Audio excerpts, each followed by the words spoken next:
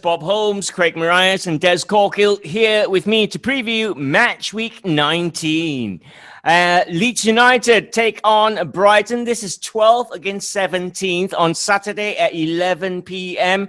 Let's start with Leeds, Bob Holmes. They've suffered back-to-back 3-0 losses now in all competitions. The FA Cup one was extra embarrassing. So, Bob Holmes, the current run that Leeds are on, I guess on paper, Brighton's a good one coming up. Yes, Brighton do look like whipping boys at the moment, don't they? Can't buy a goal, can't buy a point. And Leeds will be glad of this after their humiliation to Chorley last weekend. I think that's partly down to Bielsa not quite taking the FA Cup that seriously. I think this is often the case with foreign managers who don't really have or have not had much affinity with British football in their past, and they tend to regard the FA Cup as similar to their cup tournaments in their own country, which is not very high. Of course, it's a different kettle of fish here. I think he paid the price there a little bit of complacency, and I think he welcomed the chance to bounce back against a team that is actually playing well, but just not having the luck, not having the ability to score goals.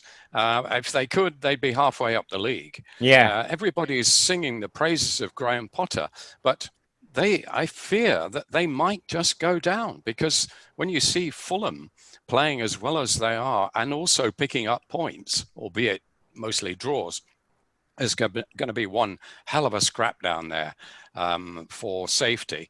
And at the moment, I wouldn't put a lot of money on Brighton surviving. So anyway, Leeds, I think they'll won't be too worried about losing to Chorley, because they've had a yo-yo season.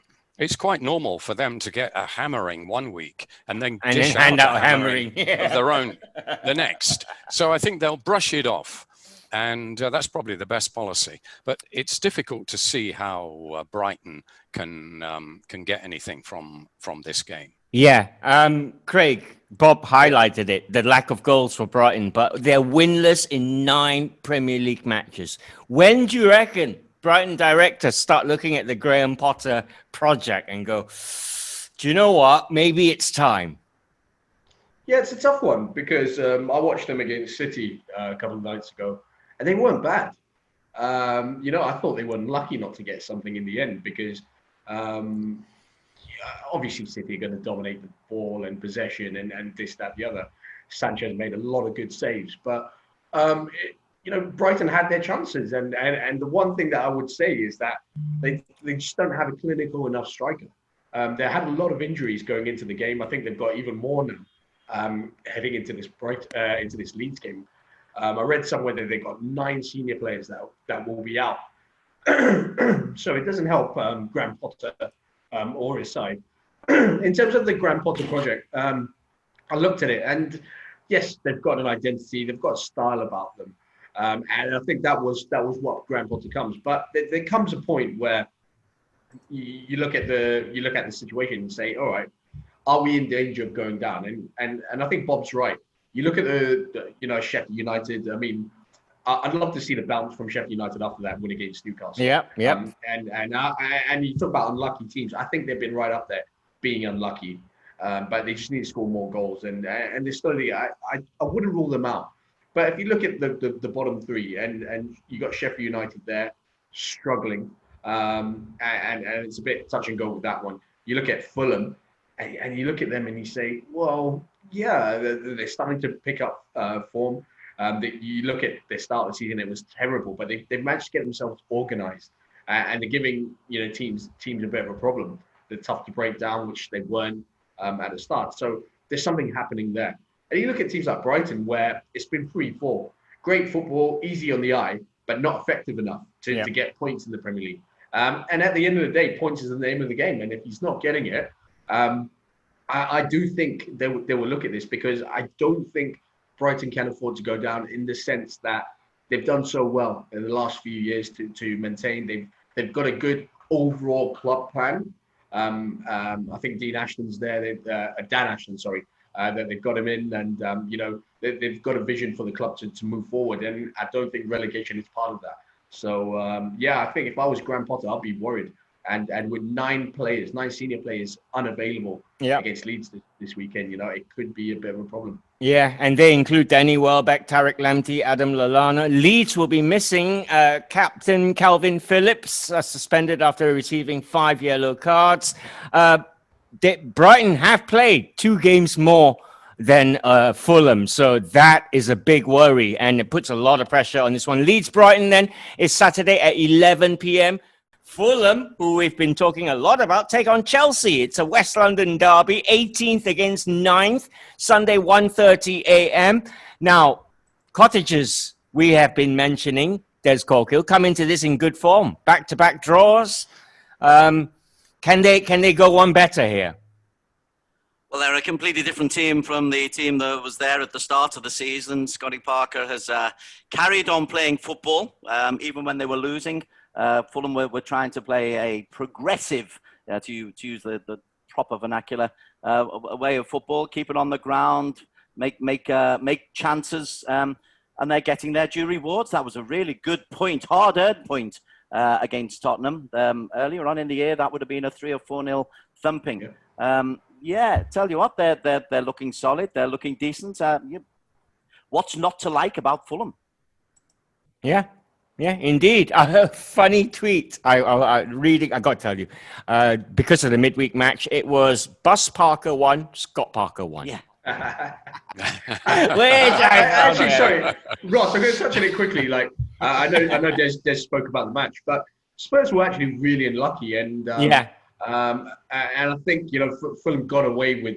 If Son had put that chance away, that would have been game over. But they hung in there, Craig, which is they wouldn't have done earlier in the season.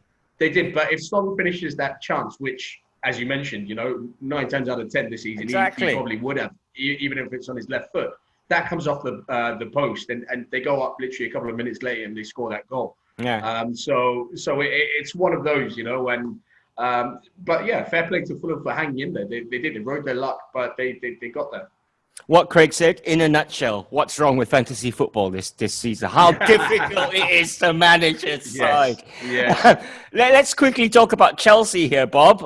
They've had a week's rest. They won 4-0, albeit against a little team. But they got the big players scoring. So, big question mark over Frank Lampard in this one. Is he going to start Werner up front in that number 9 role? Are things going to go smoothly? Big game, huh?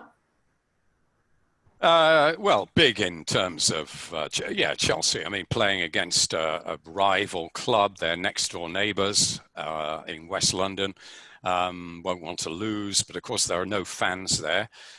So that takes a lot of the sting out of it. He's spoilt for choice, and I think this is the problem. I mean, somebody decided, probably Roman Abramovich, to spend this money that they'd kept back from partly their ban in the transfer window and partly their own decision in the second one. But they suddenly spent over 200 million quid. They also spent some on Avram Grant, Bob. Well, let's talk of that. I can't understand that. That's a different story altogether. That's the owner's big mate again, poking his nose in. That's the last thing that Frank Lampard would want. You can't really believe that Frank Lampard wanted all these players, especially when some of them are in the same position as where he had decent players. And he's finding it difficult to get the right formula, understandably. At the beginning, we thought it might have even been a good thing because some of them were injured and, it gave him chance to slot guys in, and then the others weren't unhappy because they couldn't play anyway. But now they've all sort of been fit and all had a turn and then managed to get injured again. He still hasn't decided on what his best lineup is. And part of this problem is because several of them can actually play in different positions. I mean, Werner, for example, can play anywhere up front, which is why he appealed to Liverpool, because they were looking at somebody who could slot in for any of the famous front three that they have if they got injured. And he can do that. But the price that a guy like that, a versatile guy, pays is that the manager isn't quite sure what his best position is. And I think that Frank Lampard has got that problem. Same with Havertz. Yep. Where exactly does he play him? You know, these are the big money buys that cost, 120 million between the two of them. So, yeah, he's still finding his way. And I think that unless I think he'll get a top four position. But I think it's unlikely that Chelsea, on this form anyway, up to now, will actually win the title. I know 3 or 4 weeks ago we were saying they were contenders, but I've changed my tune on that. All right. Fulham 18th against Chelsea 9th. It's a Sunday 1:30 a.m. kickoff. Leicester City in 4th take on Southampton in 7th. This is a Sunday 4 a.m. Game. The Foxes, Des Corkill, can move up to second in the table, because the top two are playing this weekend, of course, if all goes well. And yeah, Brendan Rodgers, credit to what he's doing there at Leicester. They're still in there. Wasn't this the 9-0 last year? When Southampton were humiliated, yeah. It was in the end of Ralph. My word, how a year can change things, how football can certainly swings and roundabouts if you just get things right. Leicester very good. 5 defeats is probably 3 more than they would like at this stage of the season. I think avoiding defeats is very important in the early stage of the season, but they're fun to watch. They score 2 goals a game, 10 victories already. They like to play on the break, but they're good enough to actually take games to teams. Fascinating match, this one. Leicester and Southampton, two teams who will, I think, be able to, well, maybe not Southampton because their squad's small, but Leicester definitely will, I think, be able to challenge right to the end of the season into the top 4 because they have goals. It's not only Vardy, he's important, but the goals are chipping in from elsewhere. They have creativity and they don't concede stupid goals. They used to concede a lot of stupid goals, but they've tightened up a little bit at the back as well for me defensively. So they're fun to watch. They're nice. They're Leicester. They play the game in the right way. Well, James Maddison and James Vardy set out the FA Cup win over Stoke. They should feature in the game. But I was reading, Craig, the Leicester Mercury is saying that Cengiz Under is under consideration. Of course, he's a big player. I mean, if you play fantasy football or Championship Manager, at some point you might have probably signed him. But he's come on loan from Roma until the end of the season. He hasn't featured much. Yeah. But when he has, he's been good off the bench. You can see he's got something about him. He's talented. But it's just a question of where he fits in that system. I have no doubts that Leicester have a really good player on their hands. And he, if he can get himself fit, continue making impacts off the bench, he could be a big player for them in the running. I agree with Des. I don't think it's all about Vardy. I think he's integral to what Leicester do. But there is that worry if he does get that injury, and he's 34 now, 35. He's been picking up a lot of niggles this season. He's not always been fit. They just don't have a replacement for him. They got Iheanacho. He's nowhere near the same kind of player that we saw for Man City a few years back. They've just got rid of Slimani to Lyon. Yeah. So, in that striker department, they're very, very depleted. So it'll be interesting to see what they do in this transfer window. But one thing that Rodgers needs to kind of address is that situation, just because Jamie Vardy's been getting far too many niggles. And even in game weeks like this, Leicester have had a bit of a rest. But you look at it, they've got 2 games in this game week. And it could be a struggle for someone like Vardy to get through. I think he handles himself really well in terms of his age and how he's been taking himself off the pitch. But I just think that's an area where Leicester really need to strengthen, just in the event that Vardy picks up something a little bit more serious. Yeah. For Southampton, Bob, massive news is that goalkeeper Alex McCarthy is back. He's tested negative for COVID, so he's back between the sticks, and he's a big reason why Southampton have been playing so well and getting the results this season. Yeah, he is. He was under consideration for England a couple of years back. I think he might have played one game, but they've got one or two.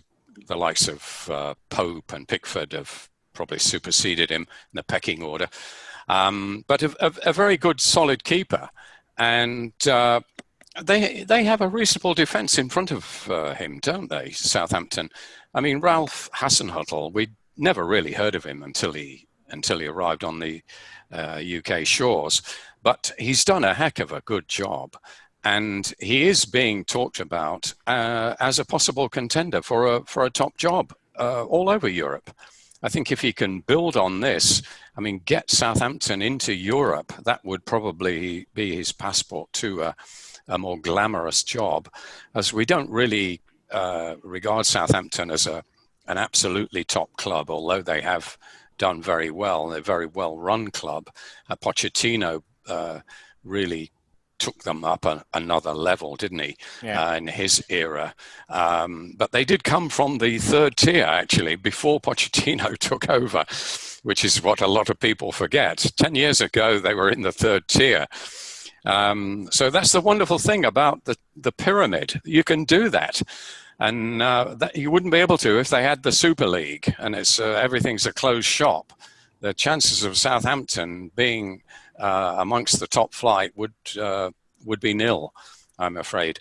But very well organised team. Ward-Prowse has probably got the headlines this season with his free kicks, although his record, actually, he hasn't scored that many. This is his best season by far with these. You'd expect more, but last season I think he only scored 3 or 4 goals. When you can take a free kick almost as well as David Beckham did, you'd think you'd get more goals than that. But he's still an integral part of the team. He takes corners and everything. So yeah, very well organized team. Should be a good match. Yep, another player having his best ever season is Harvey Barnes of Leicester City. So yeah, good match in the making, this one. 4th versus 7th, Leicester City against Southampton is Sunday at 4 a.m.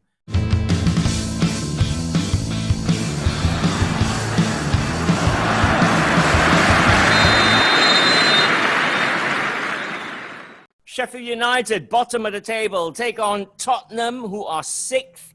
This one is Sunday, 10:05. I'm coming to you, Des Corkill. The Blades. They've been unlucky. I know they're not your cup of tea because they don't entertain per se, but do you reckon a team like that will kick on from that midweek result? Hey, you've got me wrong on Sheffield United. I've not said that about Sheffield United. I think they try to play the right way. I also think, and I know in the modern way, that it was a nailed-on penalty, the winner against Newcastle, but in my book, it's bounced awkwardly. It's brushed the hand, and you go into the rules of even 3 years ago, and that's not giving up a penalty. So maybe the luck is just about to change for Sheffield United. Gosh, they needed to, but they don't score enough. Even against Newcastle the other day, they weren't exactly pushing it on, and they were holding on grimly in the last 10 minutes or so. Aaron Ramsdale, a great picture of him after he made one save from a free kick. He's hold on to the ball, and his look of sheer glee and relief when he makes that save. And you kind of think, oh, please don't let a goal in that last minute corner. So they're desperate. They're holding on. I just don't think they score enough goals. That's a real problem. I mean, it's if you don't score goals, it's a problem. No matter how pretty your build-up play might be, similar in a strange way to Brighton. I like the way Brighton play, but they don't score enough goals, and I fear if they go a goal down, they lose a game. Yeah, and you do not want to go a goal down against a Jose Mourinho Tottenham side away from home, Craig Marias. That would be possibly the worst thing that could happen to Sheffield United. But Jose and Spurs will look at this one and go, all right, let's get over our midweek draw blip with a resounding win here. Let's get Son and Kane back amongst the goals. Yeah, he definitely needs to lift the team. You know, I think they would have seen the Fulham game, especially in the circumstances. You know, they had everything. You know, everything was pointing towards a Tottenham win. You know, Fulham playing 120 minutes. You know, in the FA Cup, putting a full-strength side out for that tie as well. Last minute announcement that they're going to be playing Fulham, not Villa. And things like that, you know, it just pointed towards a pretty routine win for Spurs and Mourinho. Didn't work out that way. Credit to Scott Parker and Fulham. And now's the reaction. Now they have to bounce back because that draw would have felt like a defeat for him. Not only him, but Spurs. And it'll be interesting to see. I mean, because we've seen this over the years. You know, I mean, it was 3 months ago, we're talking about Spurs as being title contenders. And like Des says, you know, then no one's ruled out at this stage. It's so tight. Yeah, it's still very tight. But, you know, it's how you react. And we've seen Spurs over the years fall and crumble. And usually it's in this period at the start, towards the start of the year, your Jan, Feb, you know, it's where they kind of drop out of it. So it'll be interesting to see with the new manager, new mentality, if that kind of thing continues. Because then you'll know, it's a player's kind of mindset. It's a mentality thing rather than coming from the top. Yeah. But do I expect an upset here? No, I just can't see it. I think Spurs could possibly run riot here. All right. Sheffield United against Tottenham, Sunday, 10:05 p.m. kickoff. Taking a look then at Liverpool against Manchester United. Second versus first. It's a Monday, midnight kickoff. Looking at Liverpool, Bob, they would have been rested. And now, I mean, it's an ideal time for Thiago to actually stand up and show why he was signed. He's only played, an amazing amount of minutes. I've lost it now. Yeah, and all the way from home. Not very many. Away from Anfield. Not very many minutes he has played so far. But, yeah, I mean, this is the ideal game. He's a big player. This is a big game. Yeah, just a pity there's no crowd, isn't it?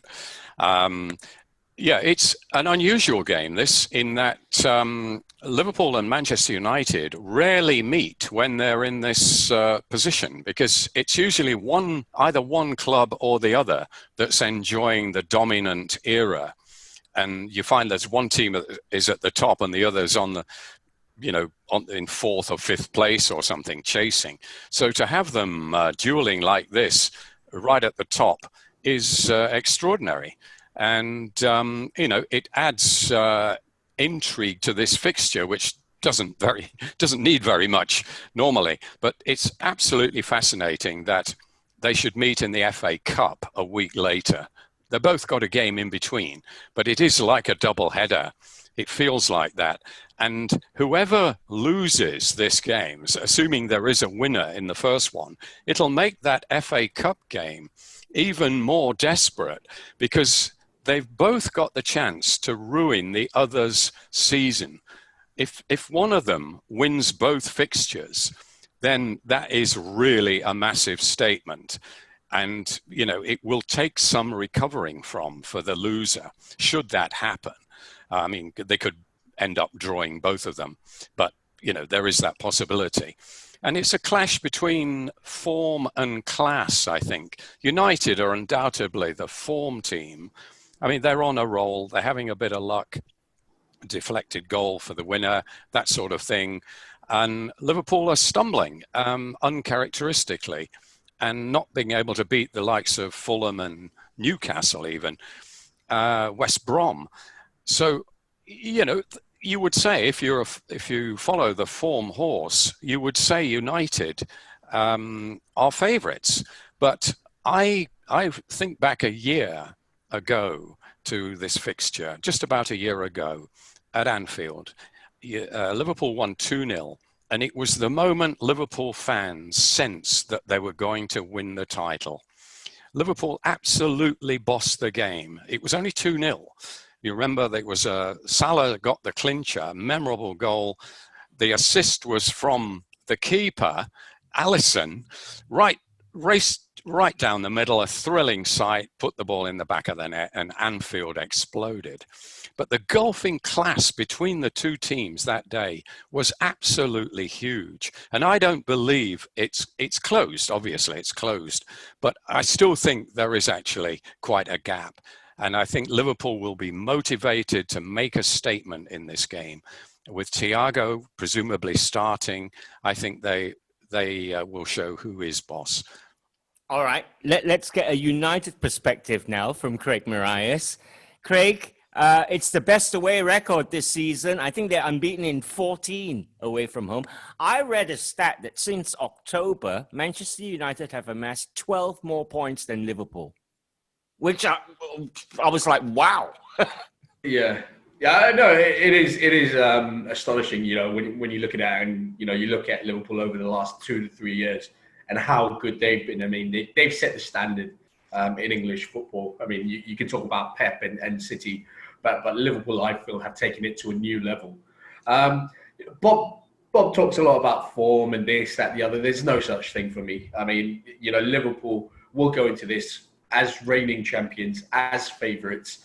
And I mean, you say this before every big game, in my opinion. There's no form. There's nothing like this. You don't consider things like that because the fixture itself should pump you up. If you're a player and you've been on a wretched run of form, and you look at that and you say, oh well, we've got if you're from a Liverpool perspective, we've got Man United next. It's enough. I mean, the team talk should be relatively short. It's go out there and do the business kind of thing. What Bob did say as well, I can't remember the last time it's been first and second going into this fixture. I mean, it's amazing how, the ups and downs that United have been through this season. You talk about, a really bad start to the season, a thrashing in between from Spurs, and, Solskjaer, if you read the press, almost losing his job, and getting eliminated from Europe. Didn't look good at him at one stage. But I mean, I've always said, Ross, and you know this, and Des will know this. It's always been Ole in for me. Trust the process, and I've always believed that he was building something. He's rebuilding the club. So for me, I never once did I say Ole out. I think Des might have hinted at that earlier on, but never once was I a fan of that. It was always Ole in. Are they title contenders? I don't think so. Okay, and this is the crucial bit. I do still think. I think Bob is right. We've had a bit of luck along the way. The last few games when I've watched United, it hasn't been great football. I think Leeds was the last. I think it was about three games ago, where really put in a really good performance. But since then, it's dipped a little bit. We've had a bit of luck here and there, and it hasn't been as good as I'd like. But like I said, there's no form going into this, and form book goes out the window, as they say. I'm expecting a fantastic match. Two rivals going head to head. It's fantastic. Will you be happy with a draw, Craig? Well, 3 points clear. I'll take a draw from second place for sure. I'll take it. I mean, as long as we don't let Liverpool back into it, once we've got a bit of a small lead, yeah. Des Corkill, Liverpool, Man United at an empty Anfield. That's a travesty, really. It is a little bit. I just need to go back at about 10-6 after United beat Burnley. My Twitter exploded as the WhatsApp was going ding, ding, ding, ding, ding. United fans, boom, boom, boom. Champions, top of the league, blah, blah, blah, blah, blah, blah, blah, blah, blah. And about 20 minutes later, but let's not forget, it's only halfway through the season. Nothing is won in January. And there was such an outpouring of look at us, we're top of the league, we're so good, we're fabulous, oh crap, we're only halfway through the league. Not even. Not even. This is the halfway point. But it was very, very interesting. The triumphalism that came up when United went top, just looked at the expectation, and there's been a lot of talk from the United camp. I haven't read anything from the Liverpool camp other than Thiago may well be starting as a rare start. For me, it's a huge game, not only because it's Manchester United, but because it's the start of a run in which Liverpool have to go to Tottenham, they have to go to West Ham. Yeah. They've got a game against Everton and against Leicester. And I think they play every one of the top 6 in the next 8 games. So Liverpool, they had that stumble against teams who they would anticipate getting more than 2 points out of the last 9. And I think for the first time, they are under real pressure, and the pressure on the back 4, on the injuries. And there's still no talk of a signing from Jurgen Klopp, which is based on financial elements as much as anything else. So this is a very important game for Liverpool, not to lose, but also not to lose their kind of control at the top end of the table, because Man City are motoring on. United, I think they will have a stumble at some stage, but they're clearly strong. And the players they have, Man United, they are where they should be with the players that they've got. I've been saying that for a long time. So it's important for Liverpool, not just because it's Man United, but because they're under a bit of pressure and need to keep in touch at the top. Can't afford to lose. A win is probably very, very important. We'll see how Jurgen can motivate the team. Expect #Ole out to trend if Man United loses, baby. Because of inverted commas fans. No, I'll give him the whole season. Just on the record, I'm Ole in. I believe Pep Guardiola took over with nothing. Club legend and all that. It starts somewhere, and wow, if he gets a title, then in forever. You're talking about it already. No, but it is under halfway there. And it's getting it set up for a massive match. This one, the biggest game of the season so far. Kid you not. Monday, 12:30, Liverpool against Manchester United. Elsewhere, it's Man City against Crystal Palace. Quick word about City here. Quietly motoring along. Sergio Aguero has been missing Bob Holmes, but it's still Phil Foden has stepped up in the last 3 games. Yes, we expected Phil Foden to step in for David Silva, but not for Kun Aguero as well. He's scoring, and I looked up his record. He's their leading scorer, but he's only scored 4 goals in the Premier League in 12 games. Now, we've seen that they played 17 or 18 games. So he's nowhere near a regular starter. And I find that surprising. He is used more in Europe, and he's played in the League Cup. Of course, they've got to the final, so he's played in every round of that. But he's still relatively underused. He's playing a little bit more now. And Pep has always sung his praises, even when he was not picking him at all. He made sure he was building him up. So he's been a real bonus for City in this period when the others aren't scoring. And worrying, Raheem Sterling's form, a little bit worrying, highlighted by the wildly missed penalty, blazed over the bar. Why he took it and not Kevin De Bruyne, I think you have to ask questions about that. Because FPL managers are asking. He's only scored. He scored 1 in 4, Sterling. His penalty record, not good by any standards. So, but City, yes, motoring along quietly, as you said, because they're not troubling the scorers very much, are they? No. And against Crystal Palace, who played, I thought, very well the other night. In an attacking sense. I've never seen a Roy Hodgson side play quite such attractive football before. But it didn't do them a lot of good. But they won't be pushovers for City, but I fancy City to win. All right, it's a Monday 3:15 a.m. kickoff. Man City against Crystal Palace.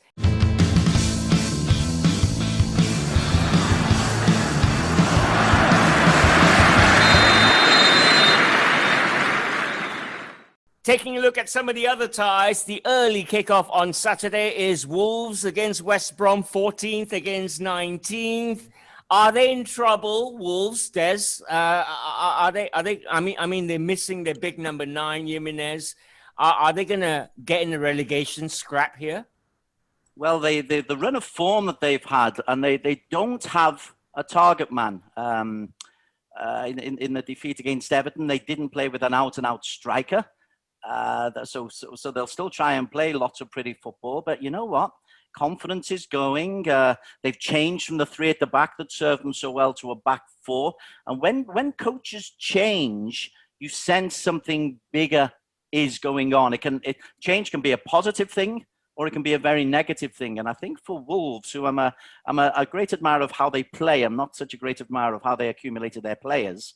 But for Wolves, this is a difficult time because I think Craig in an earlier program alluded to the fact they've changed the business model. They've gone for younger players, and younger players generally, quoting Alan Hansen, don't win you things. and Wolves are being sucked down a little bit too close. They and Newcastle could get sucked into that bottom thing if Brighton start getting the results they deserve, and if Fulham carry on playing that progressive play. I think Wolves and Newcastle might be sucked in. They shouldn't be, but I don't see where their goals come from. That's a problem. Don't score, you've got a problem. Well, if Big Sam's going to do anything at West Brom, they've got to get a result here. It's Saturday, 8:30, that one. West Ham in 10th take on Burnley in 16th, Saturday, 11 p.m. The Hammers also motoring along nicely, quote unquote. They won in the FA Cup on Monday night under Moyes. I mean, I say give him a 6-year contract now, Craig. Well, yeah, you don't want to get into that Alan Pardew situation, do you? No, they're doing really well. Much better than I anticipated. Got a bit of money now. They got rid of Sebastian Haller, who didn't quite cut it in the Premier League. He's doing fantastic with Ajax, by the way. But that means the burden is totally on Antonio, assuming they don't sign anyone. Well, they've got they are linked with quite a few strikers since that sale, so I expect West Ham to definitely splash out on a striker, especially when Michail Antonio is not the most reliable person when it comes to fitness. So he's had his issues, but what a player he is. And he really does suit the way that David Moyes sets up this West Ham side. You know, they're really good on the break, and they've got a lot of speed. When you think about the players like Jared Bowen, you think about players like Yarmolenko, Fornals, Antonio himself got a bit of speed behind him. So they set up really well. They're solid at the back. They're a lot more solid than they were in the last couple of seasons, that's for sure. And then when they break out and counter attack, they're really good to watch. So it's suited West Ham this season, really. They are in a position where they are. And Moyes, I think a lot of West Ham fans weren't too happy when that appointment was made, bringing David Moyes back to the club. But I'd like to see their views on it now. You know, West Ham are doing fantastic bits right now. They're in a position where they didn't think that they would be, and they're not an easy team to play against. So Burnley, on the other hand, have kind of got the mojo back about them, but still scoring goals seems to be a problem for them. Yep. Defensively, I think they're okay. This, I think, I can see West Ham edging. I just think they've got a little bit more to them. And it's West Ham for me. Or if Burnley play really well, it'll be a 0-0. The Monday night game is 11th against 15th. It's Arsenal against Newcastle. Taking a look at Arteta's Arsenal, mini revival going on here. They're getting the results. They're blooding the young players. Bob, Arteta project back on track. Yes, a little bit of a stumble last night, though, failing to beat Crystal Palace at home. 0-0 draw there. That would have been a disappointment, probably felt a bit like a defeat. Arsenal on their roll, as you say, would have really expected to take 3 points from that one. But as I said before, Crystal Palace actually put up quite a good show. Arsenal, when you look at the strikers, Aubameyang still not scoring. It must be very frustrating. And you come back to the contract thing again. I talk about this like Des talks about VAR. But since they signed the contracts, these guys have not performed. And I don't think it's a coincidence. Willian being the other main culprit in there.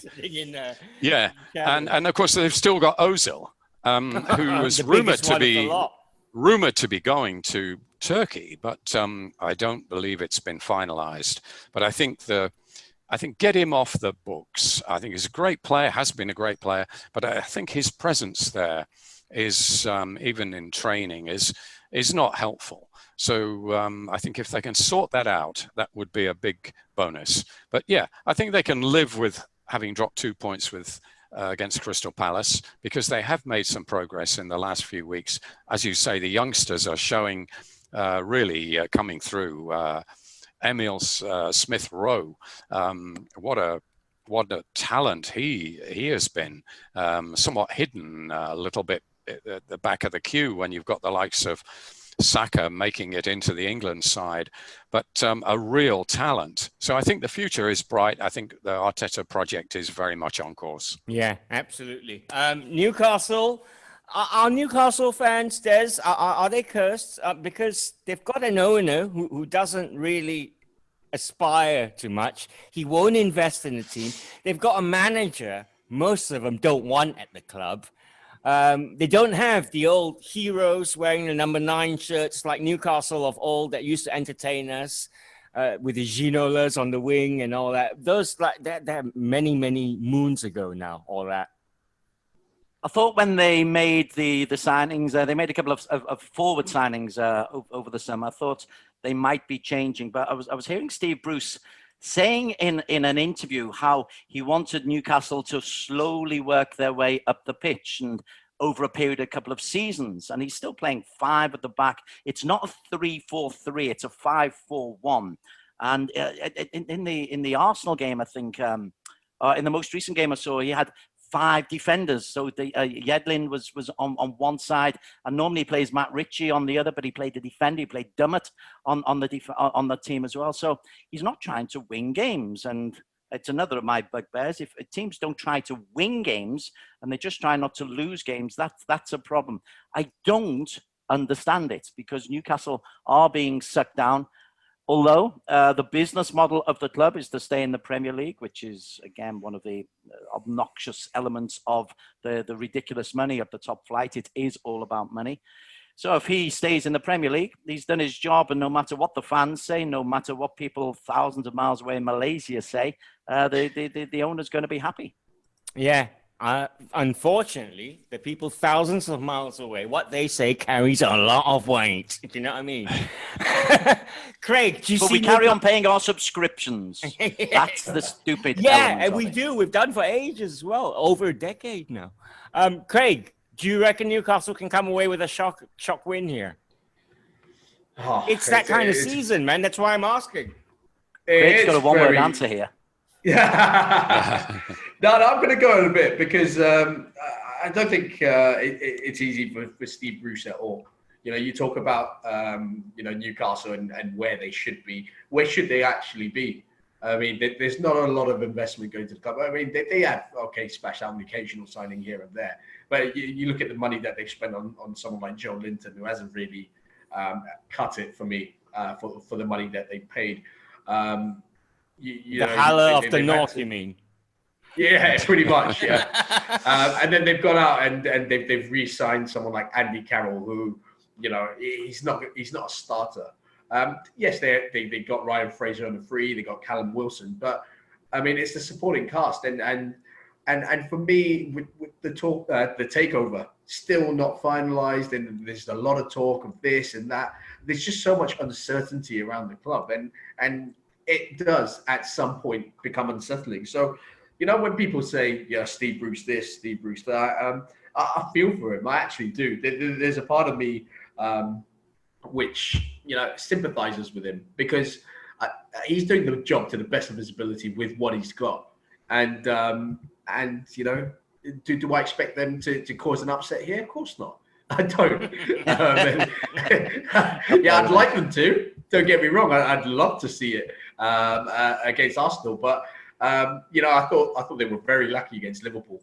Very lucky, but they got that point. Yeah. I saw them against Sheffield United, and yeah, it wasn't great. But the form that Arsenal are in, let's forget about last night's result, should be too much for Newcastle. So Arsenal win for me.